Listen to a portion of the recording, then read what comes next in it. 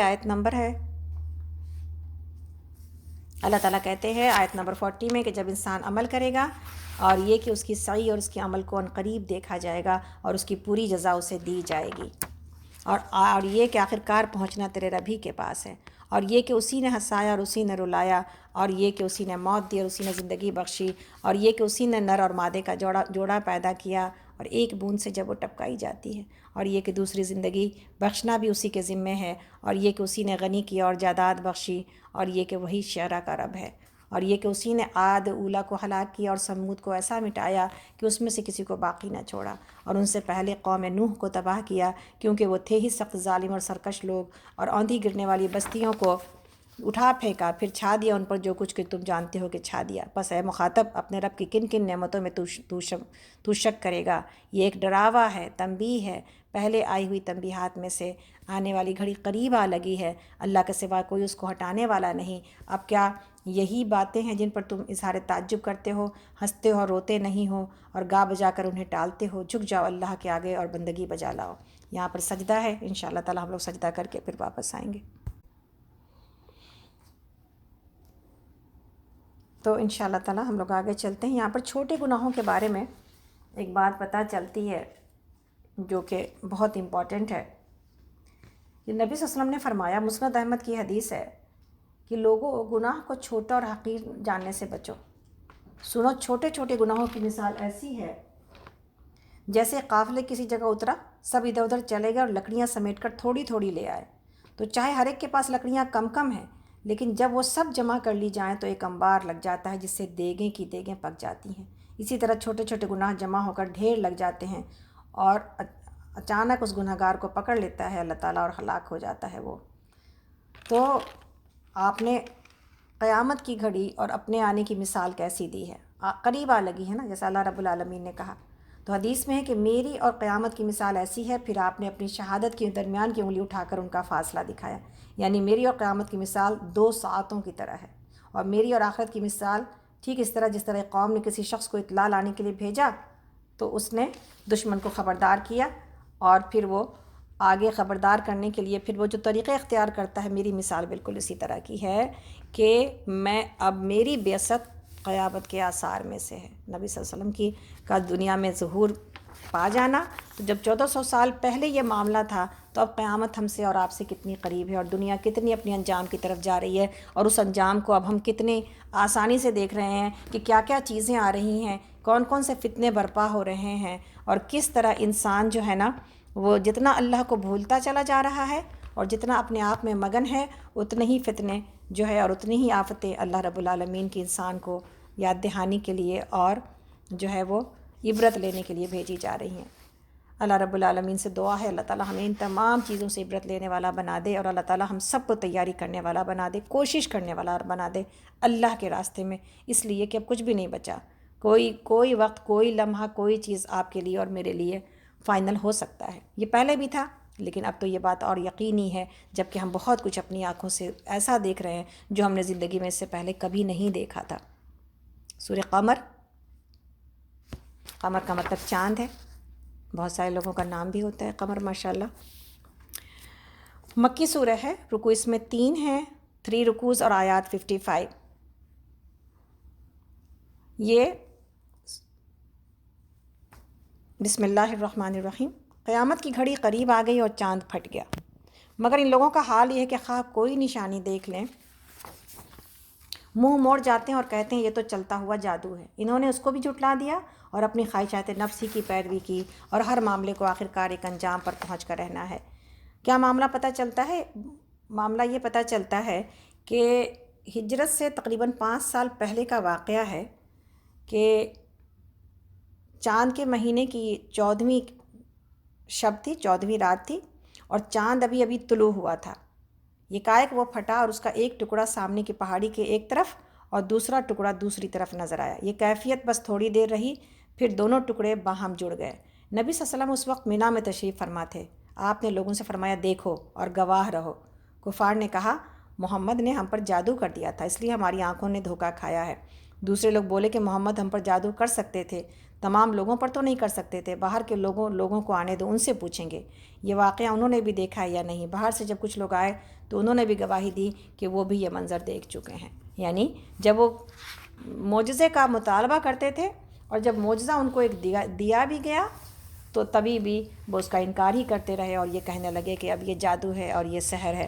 اور اس بعض اوقات ہمارے پاس یہ روایتیں آتی ہیں کہ نبی صلی اللہ علیہ وسلم نے انگلی سے اشارہ کیا اور پھر چاند پھٹ گیا۔ حدیث میں ہمیں انگلی سے اشارہ نہیں ملتا، محض چاند کا پھٹنا ملتا ہے۔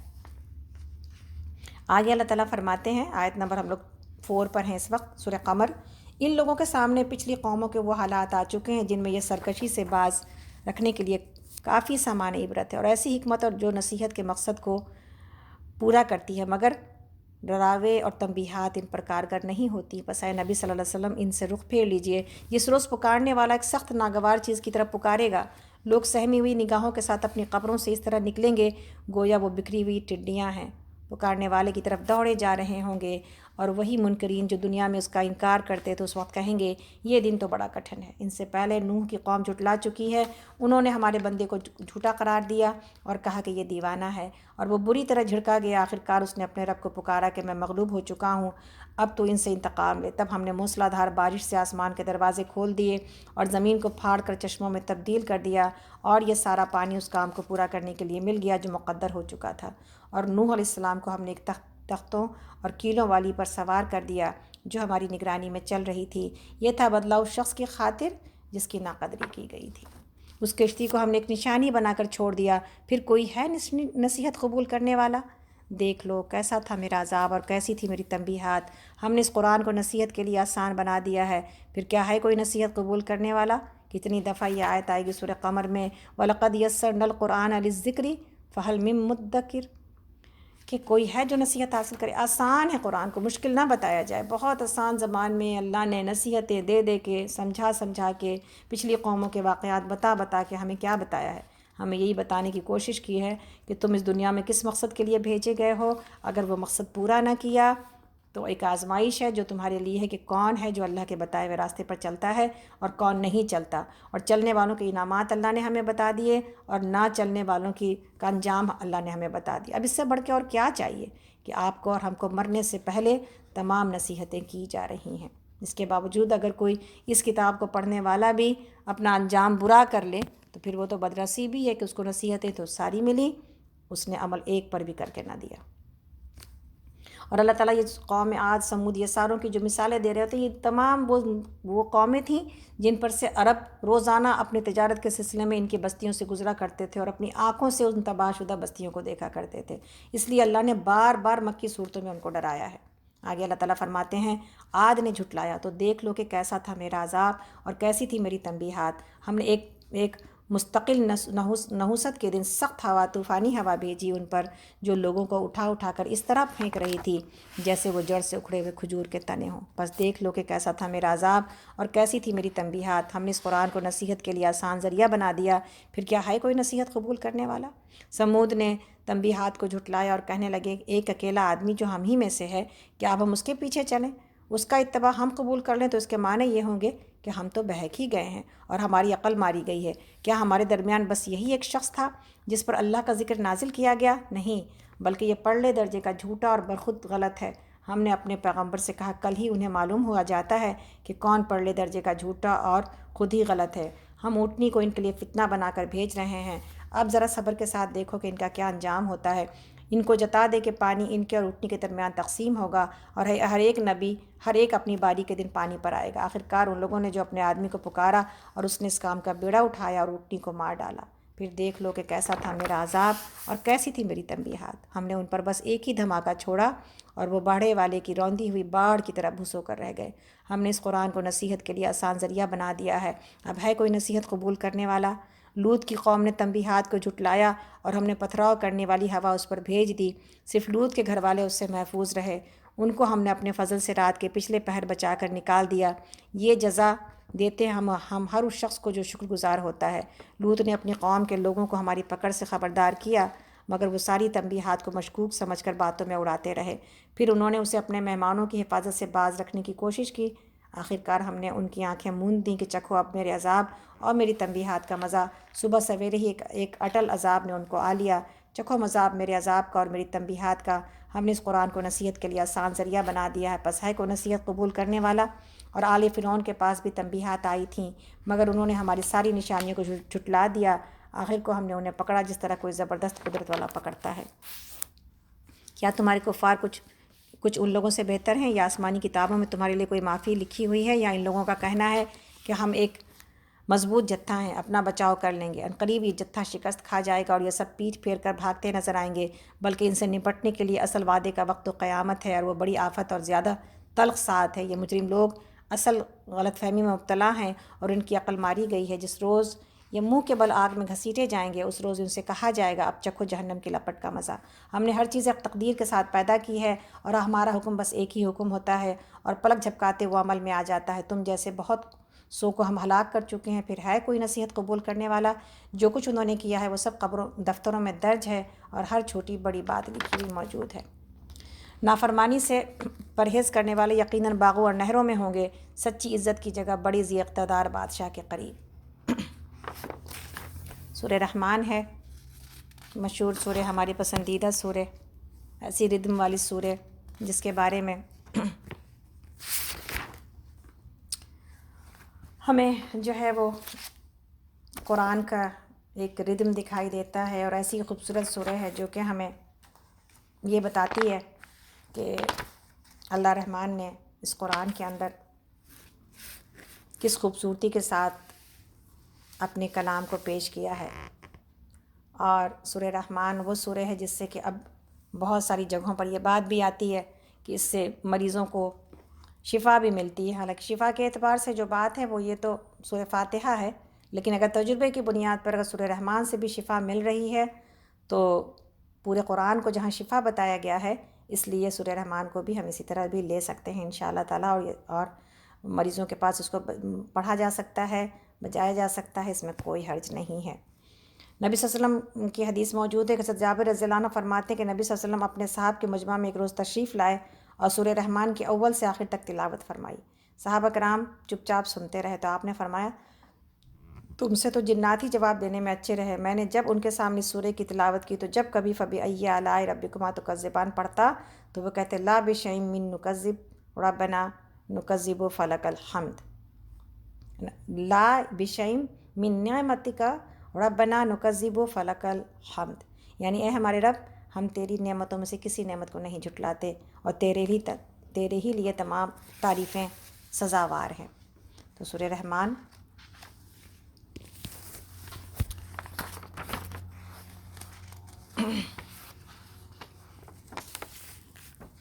مدنی سورہ ہے، رکوع اس میں 3 ہیں، اور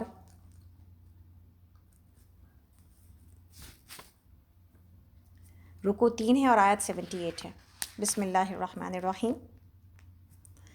رحمان، اس نے قرآن کی تعلیم دی اور اسی نے انسان کو پیدا کیا اور اسے بولنا سکھایا۔ یعنی سورہ کے اللہ رب العالمین نے اپنے رحمان ہونے کی، رحمانیت کی دلیل قرآن کے علم سے پیش کی ہے، کہ اس کی رحمانیت کی دلیل یہ ہے کہ اس نے قرآن کی تعلیم دی ہے۔ یعنی ایک ایسا جو ہے وہ ایک ایسا علم جو انسان کو اللہ کی نعمتوں تک پہنچاتا ہے، ایک ایسا علم جو انسان کو پاکیزہ زندگی دنیا میں سکھاتا ہے۔ تو یہ جو علم ہے علم القرآن کا، کی جو تعلیم ہے، وہ قرآن تو نبی صلی اللہ علیہ وسلم نے ہم تک پہنچایا، لیکن پھر نبی صلی اللہ علیہ وسلم کو کس نے قرآن کا علم دیا؟ اللہ رب العالمین نے۔ تو نبی صلی اللہ علیہ وسلم ہمارے ٹیچر ہوئے، استاد، اور ان کے استاد اللہ رب العالمین ہیں۔ تو ہماری جو نسبت ہے تعلیم کی وہ کہاں تک پہنچتی ہے؟ میری اور آپ کی نسبت قرآن کے اعتبار سے اللہ رب العالمین تک پہنچتی ہے، اور قرآن کو ہی اللہ رب العالمین نے اپنے رحمان ہونے کی دلیل دی ہے۔ سبحان اللہ، کہ اس کی رحمانیت کی دلیل یہ ہے کہ اس نے نہ صرف انسان کو تعلیم دی ہے، اور علم کو انسان کے پیدا کیے جانے سے پہلے علم کی بات رکھی جا رہی ہے۔ یعنی علم ایسی قیمتی چیز ہے جو انسان کی زندگی سے بھی زیادہ قیمتی چیز ہے، اور اللہ رب العالمین نے انسان کو پیدا کرنے کے بعد اسے بولنا، علمہ البیان، بیان کے بارے میں بات کی اللہ رب العالمین نے، اور جو بیان ہے وہ اسی کو انسان کو ہی دیا گیا ہے، اور اللہ رب العالمین نے انسان کو ہی وہ قوت عطا کی ہے کہ وہ اپنی بات کو آگے ایکسپریس کر سکتا ہے۔ اور یہ جو کمیونیکیشن اسکل ہے نا، اس کے بارے میں آج کے دور میں بھی اور آج کی دنیا میں بھی کہا یہ جاتا ہے کہ یہ جو کمیونیکیشن اسکل ہے یہ سب سے بیسٹ اسکل مانی جاتی ہے۔ تو اللہ رب العالمین نے علم کو سب سے پہلے، انسان کی پیدائش کو اس کے بعد، اور اس کے بعد ہماری صلاحیتوں کو ہمارے لیے کہ یہ جو بولنا اللہ نے سکھایا ہے، یعنی یہ جو بولنا ہے اور میرے پاس جو اسکل ہے اس کا سب سے بہترین استعمال کس کام میں لیا جا سکتا ہے، اور کون سا کام ہے جس سے اپنی بہترین اسکل کو استعمال میں لایا جائے، وہ قرآن کا علم ہے۔ یعنی ہمیں یہ دیا ہی اس لیے گیا ہے، یہ اسکل ہمیں اسی لیے دی گئی تاکہ ہم قرآن کے علم کو سیکھیں اور سکھائیں۔ خیرکم من تعلم قرآن وعلمہ۔ تو اللہ رب العالمین نے جس چیز کو اپنی رحمانیت سے ثابت کیا ہے، اگر ہم اس سے دور رہیں تو پھر اللہ کی رحمت سے تو ہم دور ہی ہوئے نا، نعوذ باللہ من ذالک۔ اللہ تعالیٰ آگے فرماتے ہیں سورہ آیت نمبر 5 میں، اب اللہ رب العالمین اپنی کائنات کو بتا رہے ہیں کہ کس طرح اللہ نے اپنی کائنات کو بنایا ہے اور یہ کائنات کس طرح اپنے رب کے حکم کو مان رہی ہے۔ اللہ تعالیٰ کہتے ہیں کہ سورج اور چاند ایک حساب کے پابند ہیں، اور تارے اور درخت سب سجدہ ریز ہیں۔ یہ سب کچھ ایک اللہ کی مرضی کو ماننے، سارے اللہ کی اطاعت میں لگے ہوئے ہیں، اور تارے اور درخت سب سجدہ ریز ہیں، یعنی نہ تاروں کا سجدہ آپ کو دکھائی دیتا ہے اور سمجھ میں آتا ہے، نہ درخت کا سجدہ ہمیں دکھائی دیتا ہے اور سمجھ میں آتا ہے، لیکن تاروں کا آسمان میں جلنا بجھنا یہ ان کی عبادت ہے، اور درختوں کا ان کے سائے کا دائیں اور بائیں گرنا یہ ان کے سجدے ہیں۔ سبحان اللہ۔ تو اس لیے یہ کہا جاتا ہے جب ہم درختوں کو دیکھیں اور ان کے سایوں کو دیکھیں تو ہمیں کیا یاد کرنا چاہیے کہ درخت تو سجدہ کر رہے ہیں، ان کا سایہ تو موجود ہے، ہمارے سجدے کہاں ہیں، ہماری نمازیں کہاں ہیں، ہمارے سجدے کہاں ہیں؟ اور سجدہ محض سر کو زمین پر ٹکانا نہیں ہے بلکہ اللہ کے آگے اپنے آپ کو جھکانا ہے۔ اللہ تعالیٰ فرماتے ہیں آسمان کو اس نے بلند کیا ہے، آیت نمبر 7 میں، آسمان کو اس نے بلند کیا اور میزان قائم کر دی، اور اس کا تقاضا یہ ہے کہ تم میزان میں خلل نہ ڈالو اور انصاف کے ساتھ ٹھیک ٹھیک تولو اور ترازو میں ڈنڈی نہ مارو۔ اللہ رب العالمین نے پوری کائنات کو ایک بیلنس سے پیدا کیا ہے نا، تمام کائنات آپس میں بیلنس ہے، ایک ایسے میگنیٹک فیلڈ کے ساتھ کہ جس میں اگر ذرا سا بھی کوئی کمی آ جائے تو پوری کائنات تہس نہس ہو جائے، لیکن اللہ نے تمام چیزوں کو ایک بیلنس کے ساتھ متوازن رکھا ہے، بیلنس کے ساتھ قائم رکھا ہے۔ اس کا وجود اور اس کی بقا اسی میں ہے کہ وہ بیلنسڈ ہے۔ اسی طرح اللہ رب العالمین نے ہم سے اور آپ سے یہ مطالبہ کیا ہے کہ اس پوری کائنات چونکہ ایک بیلنسڈ کائنات ہے تو تم بھی اس میں ایک بیلنسڈ امت کی طرح، ہم امت وسط ہیں، بیلنسڈ امت جو کہ دو ایکسٹریم میں کبھی بھی نہیں جاتی، نہ تو کمی کرتی ہے نہ زیادتی کرتی ہے، تو وہ ایک مڈل راستہ اور ایک مڈل لائن کے اوپر چل رہی ہوتی ہے، اسی لیے اس کو امت وسط بھی کہا گیا ہے۔ تو یہ امت جس کو جتنا کہ بیلنس امت، ایک رول ماڈل امت، اور جس طرح کے ایک بہترین امت اور خیر امت کے اعتبار سے پیدا کیا گیا، ہم کو اور آپ کو، جب ہم مسلمانوں کی بات کرتے ہیں تو ہم اور آپ اس میں شامل ہی ہیں نا، تو پھر ہم اور آپ جب ہم مسلمانوں کی ایک ہی انسان کو ہم ٹھیک کر سکتے ہیں، ایک ہی شیطان کو ہم قابو میں کر سکتے ہیں، اور وہ کون ہے؟ وہ میری اپنی ذات ہے۔ باقی کیا دنیا کو آپ اور ہم ٹھیک کر سکتے ہیں؟ دنیا اور دنیا کو ہم نصیحت کر سکتے ہیں، خیرخواہی کر سکتے ہیں، لیکن جس کو ہم ٹھیک کر سکتے ہیں وہ میری اپنی ذات ہے۔ اللہ رب العالمین نے ہمیں اس دنیا میں اس لیے پیدا کیا کہ ہم ایک رول ماڈل بنیں، ہم ایک بیلنس امت بنیں، ٹو ایکسٹریم جو ہے وہ بیہیویئر سے بچ کے ہمیں ایک ماڈریٹ بیہیویئر استعمال کرنا ہے زندگی میں، ہر ایک چیز میں، نہ تو غصے میں ہم قابو سے باہر ہو جائیں، نہ خوشی میں ہم قابو سے باہر ہو جائیں، نہ ہم غم میں قابو سے باہر ہو جائیں، نہ ہم جو ہے کسی اور معاملے میں اپنے مرضی کے مطابق کسی کام میں ہم قابو سے باہر ہو جائیں۔ ہمیں ہر معاملے میں ایک بیلنس امت بننا ہے، لیکن افسوس کہ جس امت کو بیلنس سکھایا جا گیا، رول ماڈل بنایا گیا، سب سے زیادہ جو ہے وہ بیلنس سے دور ہے۔ سب سے زیادہ جو ہے نا ہم ایک ایسی امت ہو گئے جو کہ ایکسٹریم رویے کے اوپر سوچ سمجھ سے بغیر، ایک ایسی امت جس کو اتنا علم دیا گیا، قرآن کا علم دیا گیا، اور اگر آپ بھیڑ کو دیکھیں تو ایسا محسوس ہوتا ہے کہ اللہ اکبر، کیا یہ وہی امت ہے جس کی ایسی ایسی تاریخیں موجود ہیں؟ کیا یہ وہی امت ہے جس کا نبی ایسا اور ایسا تھا؟ کیا یہ وہی امت ہے جس کے اوپر ایسی کتاب نازل ہوئی ہے جو قیامت تک جس کی حفاظت کی ذمہ داری اللہ رب العالمین نے کی ہے؟ ہم اور آپ ہیں وہ خوش نصیب امت جس کے دین کی ذمہ داری اللہ رب العالمین نے اپنے ذمہ لی ہے۔ تو دوسری امتوں کو تو دین میں اتنی ملاوٹ آ گئی کہ بعد والے لوگوں کو تو پتہ ہی نہیں چل سکا کہ اصل دین کیا تھا۔ ہمارے پاس کیا قیامت تک کا وعدہ ہے، قیامت تک لوگ قرآن میں تحریف نہیں کر سکیں گے، قیامت تک آپ کی صحیح حدیثیں لوگوں کو ملتی رہیں گی۔ اللہ اکبر۔ تو آپ کے اور میرے لیے جو ہم بھٹک رہے ہیں، ہم کیا کریں؟ کوئی انسان یہ کہتا ہے، کوئی انسان وہ کہتا ہے، ہم کہتے ہیں ہم کیا کریں؟ اتنے فرقے ہیں، اتنی چیزیں ہیں، ہمیں کیا کرنا چاہیے؟ ہمیں سمجھ میں نہیں آتی بات۔ کیا ہمیں ایک جو ہے وہ مستند علم اور ہمیں اوتھینٹک علم نہیں دیا گیا؟ کیا قرآن ہمارے لیے نہیں ہے جس میں کیا قرآن کے اندر تحریف موجود ہے؟ کیا حدیث کی صحیح کتابیں موجود نہیں ہیں؟ ساری چیزیں موجود ہیں، لیکن ہم پڑھتے نہیں، ہم سیکھتے نہیں ہیں، پھر ہم کیا کہتے ہیں اتنی ساری باتیں ہیں، ہم کہاں جائیں؟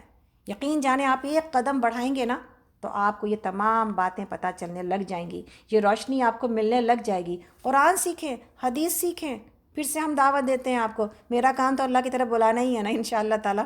پھر سے ہم دعوت دیتے ہیں اپنی کلاسز کی طرف آپ کو۔ میرے پاس نہ سیکھیں، کہیں اور سے جا کے سیکھیں، لیکن سیکھیں ضرور اب وہ زندگی نہ گزاریں جو جہالت کی ہے، جو بالکل جو ہے نا بیلنس زندگی سے ہٹ کے ہے، جو کہیں پر بھی جو ہے وہ اعتدال موجود ہی نہیں ہماری زندگیوں میں، ہمارے راستوں میں، ہماری حرکتوں میں، ہمارے اعمال میں، ہمارے بولنے میں، کسی چیز میں بھی نہیں ہے۔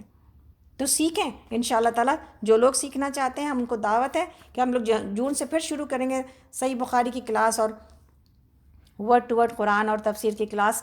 کچھ لوگ اس میں پڑھتے آئے ہیں، ماشاءاللہ ان کو فائدہ ہو رہا ہے، آپ بھی حاصل کریں۔ اب اس میں یہ بہانہ نہ ہو کہ جی آپ تو اتنا پڑھا چکی ہیں، زیادہ ہم نے نہیں پڑھایا، ابھی صرف ایک پارہ پڑھایا ہم نے بقرہ، اور دوسرا حدیث بھی ابھی صرف 50 کے آس پاس ہوئی ہے۔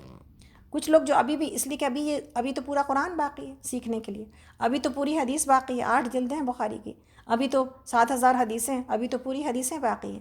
تو آپ کا کچھ زیادہ نقصان نہیں ہوا ہے کہ آپ اس میں شامل نہیں ہو سکتے۔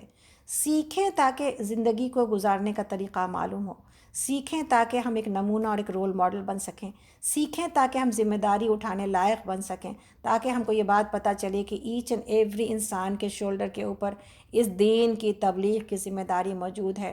ہمیں یہ ذمہ داری دی گئی ہے کہ کنتم خیر امت اخرجت للناس تأمرون بالمعروف وتنہون عن المنکر وتؤمنون باللہ۔ یہ ذمہ داری ہمارے کندھے پر، یہ چند لوگوں کے کندھوں پر صرف نہیں ہے، ہر ایک کے کندھے پر موجود ہے۔ تو سیکھیں گے تو جانیں گے نا کہ ہم پیدا کس لیے کیے گئے تھے، ہم کر آئے وہ کام اپنی زندگی میں الحمدللہ، کہ ہم نے کھایا پیا کمایا اور بچے پیدا کیے اور شادیاں کر دیں۔ بہت سارے لوگ اس سے گزر چکے ہوں گے، تو بہت سارے لوگ یہ کہیں گے کہ جی ہم بوڑھے ہیں، اب ہم یہ سیکھ نہیں سکتے۔ کوشش تو کر سکتے ہیں نا، جتنی ہو اتنی تو کوشش کر سکتے ہیں نا، کہ ہمارے پاس جب جوانی میں ہمارے پاس جوان لوگوں سے کہو تو کہو بچوں سے ٹائم نہیں ملتا، بڑی عمر کے لوگوں سے کہو جو کہ جن کے بچوں سے اب فراغت ہو چکی ہے، وہ کہتے ہیں کہ جی ہمیں اب میرے پاس اتنا دماغ نہیں ہے۔ سوال یہ کہ دماغ تو اللہ نے دیا ہے، ہم لگانا ہی نہیں چاہتے۔ تو پھر ہمارے لیے تو دونوں وقت میں آسانیاں بہت ہے کہ ایک وقت میں ہم کہیں کہ ہمیں بچوں کی وجہ سے فرصت نہیں ہے، اور دوسرے وقت میں ہم کہیں کہ ہمارے پاس دماغ نہیں بچا کہ ہم اتنا سیکھ سکیں۔ دونوں کی ذمہ داری ان باتوں کو کہنے سے ادا نہیں ہو جاتی۔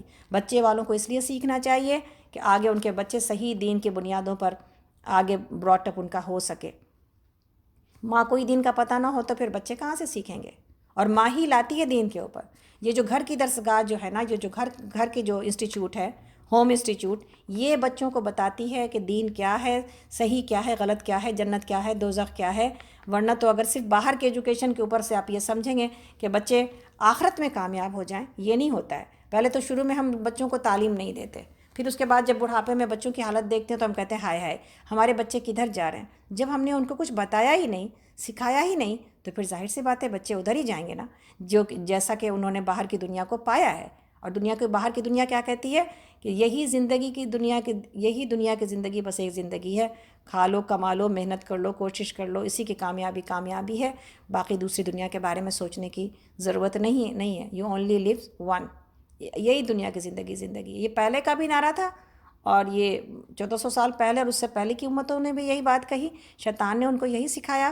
یہ آج کا بھی ماڈرن نعرہ یہی ہے اور آنے والے قیامت تک شیطان یہی انسانوں کو دھوکے دیتا رہے گا، جس میں ہماری اولادیں اور ہماری نسلیں بھی شامل ہو جائیں گی. نعوذ باللہ من ذالک، کہ یہی بس یہ جو کچھ ہے یہی دنیا کی زندگی ہے، اسی کے بارے میں فکر کرتے رہو اور اسی کے بارے میں کوشش کرتے رہو. تو باتیں تو بہت ہیں، میرے پاس ٹائم بہت کم ہے، لیکن ان تمام باتوں کو سیکھنے اور سکھانے کا مقصد کیا ہے کہ اصل بات سمجھ میں آ جائے. اور وہ اصل بات یہ ہے کہ یہ دنیا کی زندگی دی ہی اس لیے گئی ہے کہ آخرت کی زندگی میں کامیاب ہو جائیں، یعنی کہ دنیا کی زندگی میں پیدا کیا جانا آخرت کے رزلٹ کو حاصل کرنا ہے بس. آگے اللہ تعالیٰ فرماتے ہیں زمین کو اس نے سب مخلوقات کے لیے بنایا. ہم لوگ اس وقت آیت نمبر 10 پر ہیں سورہ رحمان، اور اللہ تعالیٰ کی بکثرت نعمتوں کو ہم سن رہے ہیں، سیکھ رہے ہیں کہ اللہ تعالیٰ تمام احسانات کو ہمیں باری باری بتا رہے ہیں. اور پھر اس کے بعد یہ بھی پوچھتے جاتے ہیں کہ اللہ کی کن کن نعمتوں کو تم جھٹلاؤ گے، کیا یہ نعمت تمہیں اس بات کی طرف نہیں لے کے آتی کہ اللہ کی اطاعت اور اللہ کی فرما برداری کرو. ان نعمتوں کے حصول کے لیے جو اللہ نے تمہارے لیے دنیا میں بھی بنا دی اور آخرت میں بھی منتظر ہے. اللہ تعالیٰ فرماتے ہیں آیت نمبر 10 ہے سورۃ الرحمن پارہ نمبر 27، زمین کو اس نے سب مخلوقات کے لیے بنایا اور اس میں ہر طرح کے بکثرت لذیذ پھل ہیں. کھجور کے درخت ہیں جن کے پھل غلافوں میں لپٹے ہوئے ہیں، طرح طرح کے غلے ہیں جن میں بھوسا بھی ہوتا ہے اور دانہ بھی. پس اے جن و انس تم اپنے رب کی کن کن نعمتوں کو جھٹلاؤ گے. انسان کو اس نے ٹھیکری جیسے سوکھے سڑے ہوئے گارے سے بنایا اور جن کو آگ کی لپٹ سے پیدا کیا. پس ہے جن و انس تم اپنے رب کے کن کن عجائب قدرت کو جھٹلاؤ گے. پہلے نعمتوں کا بیان، پھر پیدائش کا بیان، پھر آگے اللہ تعالیٰ فرماتے ہیں کہ میری حکومت کہاں کہاں تک ہے. دونوں مشرقوں اور دونوں مغرب سب اللہ کا سب کا مالک و پروردگار وہی ہے. پس اے جن و انس تم اپنے رب کی کن کن قدرتوں کو جھٹلاؤ گے. دونوں مشرق اور دونوں مغرب، 2 ایسٹ اینڈ 2 ویسٹ کیا کیا ہیں؟ یہ جو آپ دیکھتے ہوں گے سورج ہر دن اپنے جگہ کو چھوڑ کے ایک دوسری طرف نکلتا ہے. تو سمر میں جو ہے وہ سورج کہیں اور سے نکلتا ہے اور ونٹر میں سورج کہیں اور سے نکلتا ہے. تو یہ جو 2 جگہیں اور 2 نکلنے کی اس کی دوری ہے جہاں پر وہ طے کرتا ہے، یعنی 2 ایسٹ بن جاتے ہیں پھر وہ اور 2 ویسٹ بن جاتے ہیں. تو اللہ رب العالمین نے کہا کہ یہ پوری کائنات جس میں سورج سفر کر رہا ہے یہ سب کا مالک اللہ ہی تعالیٰ ہے. تو اللہ تعالیٰ کہتے ہیں کہ پس ہے جن و انس تم اپنے رب کی کن کن نعمتوں کا انکار کرو گے. 2 سمندر کو اس نے چھوڑ دیا کہ باہم مل جائیں، ہے نا، پھر بھی اس کے درمیان ایک پردہ حائل جس سے وہ آگے نہیں بڑھتے. پس اے جن و انس تم اپنے رب کی قدرت کے کن کن کرشموں کو جھٹلاؤ گے. اور آج سورہ رحمان کی تلاوت کے ساتھ سمندر کے وہ نظارے ہمیں دکھائے جاتے ہیں ویڈیوز کے اوپر کہ جہاں پر ایک گندا پانی ایک بلو پانی کے ساتھ، ایک کھارا پانی ایک میٹھے پانی کے ساتھ آپس میں جڑے ہوئے ہیں، لیکن آپ ایک دوسرے کے اندر داخل نہیں ہوتے. اور آگے اللہ تعالیٰ سمندر کے معاملات کے اعتبار سے کہتے ہیں کہ ان سمندروں سے موتی اور مونگے نکلتے ہیں. آیت نمبر 22 اور 23، ان سمندروں سے موتی اور مونگے نکلتے ہیں. پیسہ ہے جن و انس تم اپنے رب کے قدرت کے کن کن کمالات کو جھٹلاؤ گے. اور یہ جہاز اسی کے ہیں جو سمندر میں پہاڑوں کی طرح اونچے اٹھے ہوئے ہیں. پس ہے جن و انس تم اپنے رب کے کن کن احسانات کو جھٹلاؤ گے. ہر چیز جو زمین پر ہے فنا ہونے والی ہے اور صرف تیرے رب کے جلیل و کریم ذات ہی باقی رہنے والی ہے. کل من علیہا فان ویبقی وجہ ربک ذو الجلال والاکرام. یہ آیت اتنی تسلی دیتی ہے آپ کو. کوئی آپ کا پیارا آپ سے بچھڑ جائے، آپ کو اپنے بارے میں پریشانی لاحق ہو، اللہ رب العالمین نے آپ کو بتا دیا کہ ایک ہی ذات ہے جس سے دل لگانے کی ضرورت ہے، اور وہ ذات کون سی ہے؟ اللہ رب العالمین کی ذات. اور ایک ہی ذات ہے جس سے ملاقات کرنے کی تیاری کرنی ہے، اور وہ ذات ہے اللہ رب العالمین کی ذات. تو اللہ تعالیٰ نے کہا کہ بس وہی ذات ہے جو باقی، جو اس کے لیے کیا جائے گا وہ باقی رہے گا انسان کے لیے، جو اپنے لیے کیا جائے گا وہ انسان چھوڑ جائے گا. یہاں پر آگے اللہ تعالیٰ فرماتے ہیں پس اے جن و انس تم اپنے رب کے کن کن کمالات کو جھٹلاؤ گے. زمین اور آسمان میں جو بھی ہے سب اپنی حاجتیں اسی سے مانگ رہے ہیں، ہر آن وہ نئی شان میں ہے. پس اے جن و انس تم اپنے رب کی کن کن صفات حمیدہ کو جھٹلاؤ گے. اے زمین کے بوجھو، اللہ نے انسان اور جن دونوں کو مخاطب کیا ہے. ان قریب ہم تم سے باز پرس کرنے کے لیے فارغ ہوئے جاتے ہیں، پھر دیکھ لیں گے کہ تم اپنے رب کے کن کن احسانات کو جھٹلاتے ہو. اے گروہ جن و انس، اگر تم زمین اور آسمان کی سرحدوں سے نکل کر بھاگ سکتے ہو تو بھاگ دیکھو، نہیں بھاگ سکتے، اس کے لیے بڑا زور چاہیے۔ اپنے رب کی کن کن قدرتوں کو تم جھٹلاؤ گے؟ بھاگنے کی کوشش کرو گے تو تم پر آگ کا شعلہ اور دھواں چھوڑ دیا جائے گا جس کا تم مقابلہ نہ کر سکو گے۔ اے جن و انس، تم اپنے رب کی کن کن قدرتوں کا انکار کرو گے؟ دنیا میں جب کسی مجرم کو پکڑا جاتا ہے تو پولیس کیا کہتی ہے؟ یہ بات ہم ہمیشہ کہتے ہیں، آج بھی کہہ رہے ہیں انشاءاللہ تعالیٰ۔ تو پولیس کہتی ہے مت بھاگو، اب تم ہمارے گرفت میں ہو۔ اللہ تعالیٰ کہتے ہیں اس دن مجرموں کو کہا جائے گا بھاگو بھاگو، کہاں تک بھاگ سکتے ہو؟ اللہ اکبر! اللہ کی کائنات سے، اللہ کی پکڑ سے کوئی انسان اپنے آپ کو بچا سکتا ہے؟ نہیں بچایا جا سکتا۔ تو پھر جس سے بچا ہی نہیں جا سکتا اور جس انجام سے بچا ہی نہیں جا سکتا، اس انجام کی فکر کیے بغیر زندگی گزارنا، یہ تو بالکل ایک تباہی ہے، ڈیزاسٹر ہے۔ اور اس کی تیاری نہ کرنا کتنی بڑی محرومی ہے۔ اللہ تعالیٰ فرماتے ہیں کہ پھر کیا بنے گی اس وقت جب آسمان پھٹے گا اور لال چمڑے کی طرح سرخ ہو جائے گا۔ اے جن و انس، اس وقت تم اپنے رب کی کن کن قدرتوں کو جھٹلاؤ گے؟ اس روز کسی انسان اور کسی جن سے اس کا گناہ پوچھنے کی ضرورت نہ ہوگی۔ پھر دیکھ لیا جائے گا کہ تم دونوں گروہ اپنے رب کے کن کن احسانات کا انکار کرتے ہو۔ مجرم وہاں اپنے چہروں سے پہچان لیے جائیں گے، انہیں پیشانی کے بال اور پاؤں سے پکڑ کر گھسیٹا جائے گا۔ اس وقت تم اپنے رب کی کن کن قدرتوں کو جھٹلاؤ گے؟ اس وقت کہا جائے گا یہ وہی جہنم ہے جس کو مجرمین جھوٹ قرار دیا کرتے تھے۔ اسی جہنم اور کھولتے ہوئے پانی کے درمیان وہ گردش کرتے رہیں گے۔ پھر اپنے رب کی کن کن قدرتوں کو تم جھٹلاؤ گے؟ جب تک انسان پکڑ میں نہیں نہ آتا اس وقت تک ایک کہانی اور قصہ معلوم ہوتی ہے چیزیں۔ ابھی جو ہمارے پاس کووڈ کا قصہ چل رہا ہے، اسی میں آپ دیکھیں جن لوگوں کو پکڑ میں نہیں آئے ہیں ان کو بعض اوقات ان لوگوں کو یہ سمجھ ہی میں نہیں آ رہی بات کہ اس میں کیا مسئلہ ہے۔ تو پھر جو لوگ پکڑ میں آ گئے ہیں وہ کہتے ہیں یہ کوئی مذاق نہیں ہے، یہ سچائی ہے، یہ حقیقت ہے، اور یہ اتنا ہی جو ہے وہ خطرناک ہے جتنا کہ تم کو سنائی دے رہا ہے۔ تو اس سے بچنے کی وہ تمام احتیاطی تدابیر ہونی چاہیے جو کہ ڈاکٹرز بتا رہے ہیں اور جو کہ ہمیں سکھائی جا رہی ہیں۔ تو یہاں پر بھی جہنم کی ساری باتیں ہمارے لیے قصہ کہانی نہ بنے، بلکہ اس کو وہاں پر پہنچنے سے پہلے انسان اس کو حقیقت سمجھے اور اس سے بچنے کی کوشش کرے۔ آگے اللہ تعالیٰ جو ہے وہ خوشخبری کیا دے رہے ہیں ہمیں اور آپ کو؟ وَلِمَنْ خَافَ مَقَامَ رَبِّهِ جَنَّتَانِ، ہر اس شخص کے لیے جو اپنے رب کے حضور پیش ہونے کا خوف رکھتا ہو، دو باغ ہیں۔ اپنے رب کے کن کن انعامات کو تم جھٹلاؤ گے؟ ہری بھری ڈالیوں سے بھرپور اپنے رب کے کن کن انعامات کو تم جھٹلاؤ گے؟ دونوں باغوں میں دو چشمے رواں اپنے رب کے کن کن انعامات کو تم جھٹلاؤ گے؟ دونوں باغوں میں ہر پھل کی دو قسمیں اپنے رب کے کن کن انعامات کو تم جھٹلاؤ گے؟ جنتی لوگ اپنے ایسے فرشوں پر تکیے لگا کے بیٹھیں گے جن کے استر دبیز ریشم کے ہوں گے، اور باغوں کی ڈالیاں پھلوں سے جھکی پڑ رہی ہوں گی۔ اپنے رب کے کن کن انعامات کو تم جھٹلاؤ گے؟ ان نعمتوں کے درمیان شرمیلی نگاہوں والیاں ہوں گی جنہیں ان جنتیوں سے پہلے کسی انسان یا جن نے چھوا نہ ہوگا۔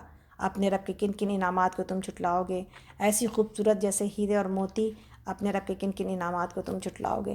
یعنی اللہ رب العالمین نے یہاں پر جس قالین کا ذکر کیا ہے کہ ایسے قالین اور فرشوں پر تکیہ لگائیں گے جس کا جو کہ لائننگ جو ہے نا وہ لائننگ ریشم کی ہوگی۔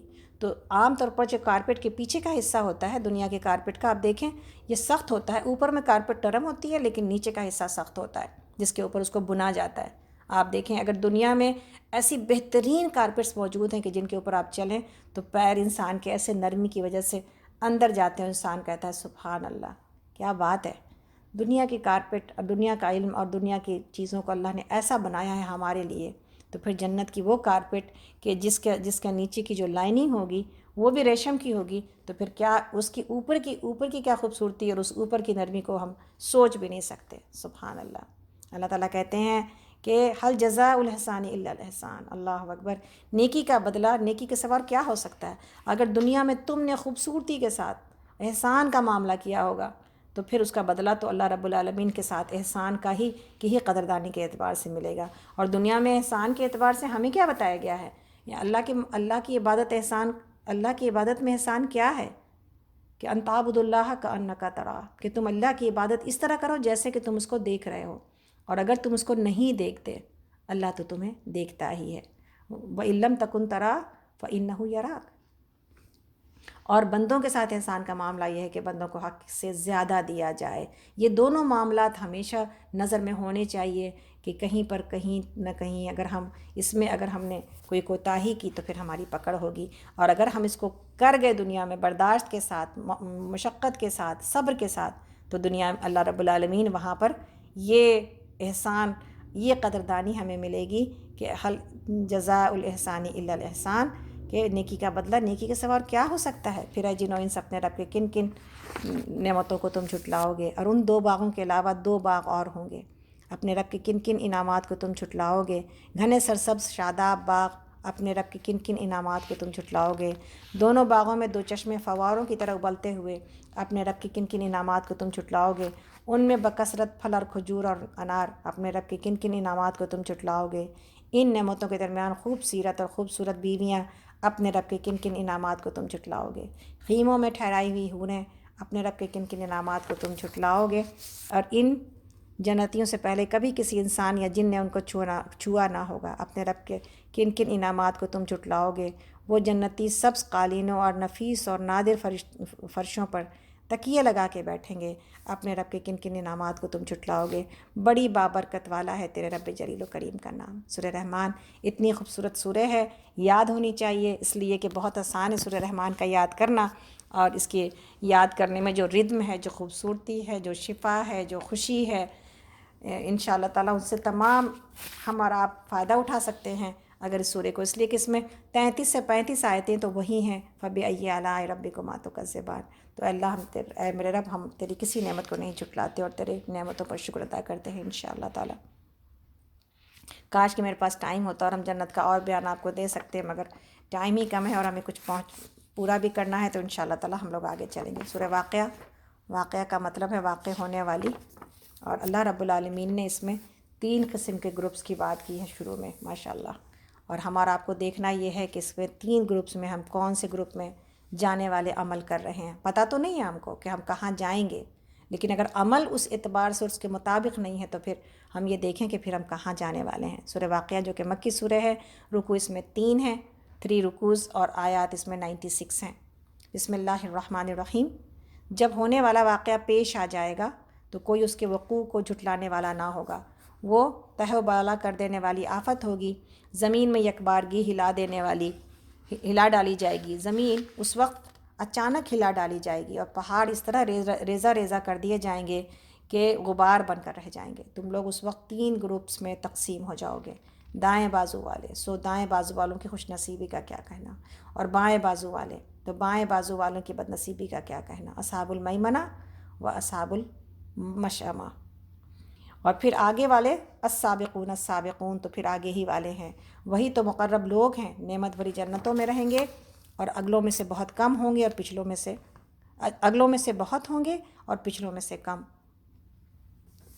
مرصع یعنی کہ بالکل سجے ہوئے تختوں پر تکیے لگائے آمنے سامنے بیٹھیں گے، ان کی مجلسوں میں ابدی لڑکے شراب چشمہ جاری سے لبریز پیالے اور کنٹر اور ساغر لیے دوڑتے پھرتے ہوں گے، جسے پی کر نہ ان کا سر چکرائے گا نہ ان کی عقل میں فطور آئے گا، اور وہ ان کے سامنے طرح طرح کے لذیذ پھل پیش کریں گے جسے چاہیں چن لے، اور پرندوں کے گوشت پیش کریں گے جس پرندے کا جی چاہے استعمال کریں، اور ان کے لیے خوبصورت آنکھوں والی حوریں ہوں گی، ایسی حسین جیسے چھپا کر رکھے ہوئے موتی۔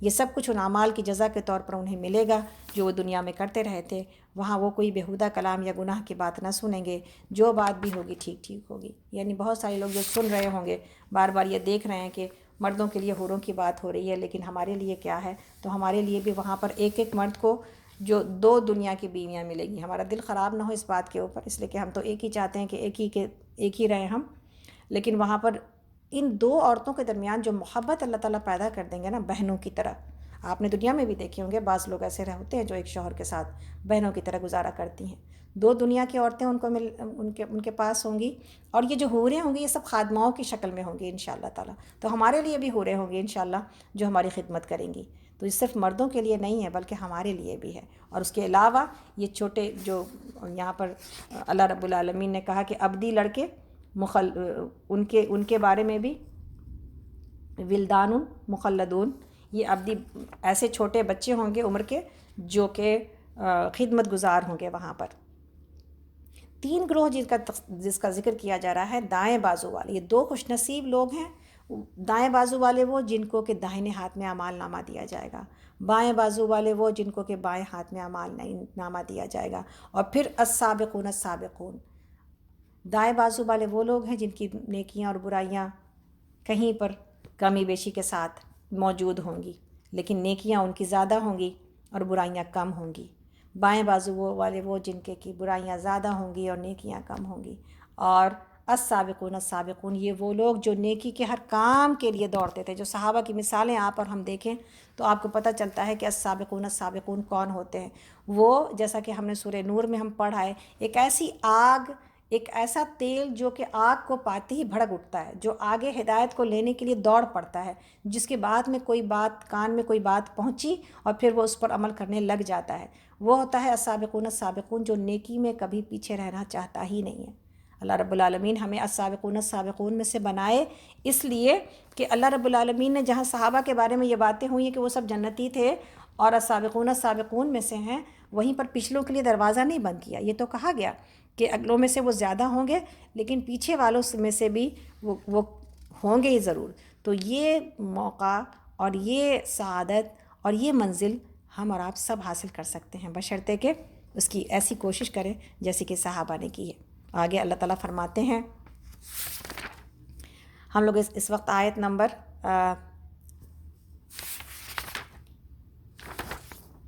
27 پر ہیں، اور دائیں بازو والے اور دائیں بازو والوں کی خوش نصیبی کا کیا کہنا، وہ بےخار بیڑیوں اور تہ برتہ چڑھے ہوئے کیلوں اور دور تک پھیلی ہوئی چھاؤں اور ہردم رواں پانی اور کبھی ختم نہ ہونے والے اور بے روک ٹوک ملنے والے بکثرت پھلوں اور اونچی نشست گاہوں میں ہوں گے۔ ان کی بیویوں کو ہم خاص طور پر نئے سرے سے پیدا کریں گے اور انہیں باکرا بنائیں گے، تو وہ بالکل ورجن ہوں گی نا۔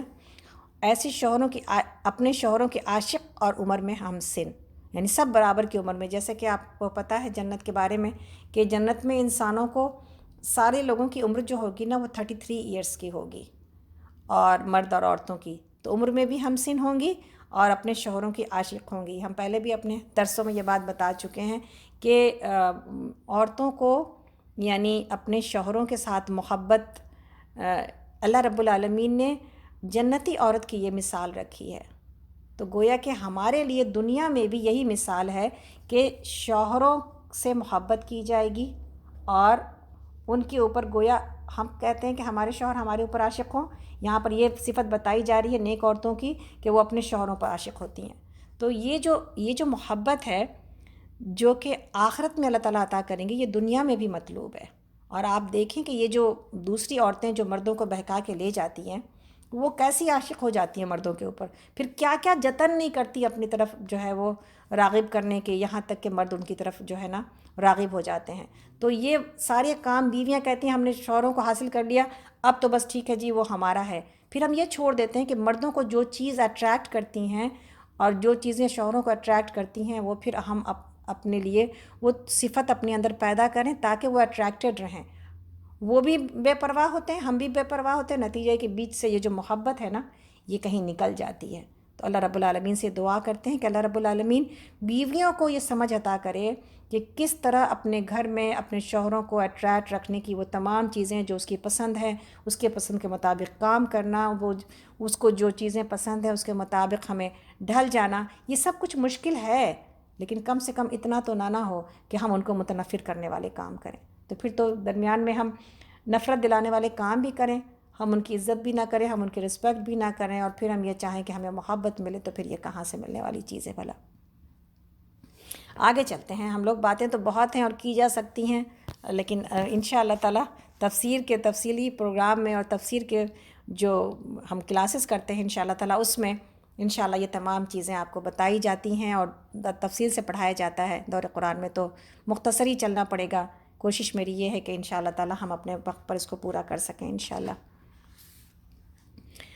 آگے اللہ تعالیٰ فرماتے ہیں کہ اور بائیں بازو والوں کی بد نصیبی کا کیا کہنا، آیت نمبر 41 ہے، بدنصیبی کا کیا پوچھنا، وہ لو کی لپٹ اور کھولتے ہوئے پانی اور کالے دھوئیں کے سائے میں ہوں گے، جو نہ ٹھنڈا ہوگا نہ آرام دہ۔ یہ وہ لوگ ہوں گے جو اس انجام کو پہنچنے سے پہلے خوشحال تھے اور گناہ عظیم پر اصرار کرتے تھے۔ نعوذ باللہ من ذالک۔ اللہ رب العالمین ہم سب کو بچائے کہ یہ وہ لوگ تھے جو انجام کو یاد ہی نہیں رکھتے تھے۔ ابھی جیسے بات ہو رہی ہے نا کہ جو انجام کو یاد رکھے وہی انسان کامیاب ہے اور پھر وہی کامیابی تک پہنچ سکتا ہے۔ باقی اپنے گھر میں جو سہولتیں ہمیں دنیا میں ملی ہوئی ہیں اس میں انسان عیش و آرام میں پڑا رہے اور گناہ پر گناہ کرے اور اس کو یہ بھی اندازہ نہ ہو کہ وہ اللہ رب العالمین کو ناراض کر رہا ہے۔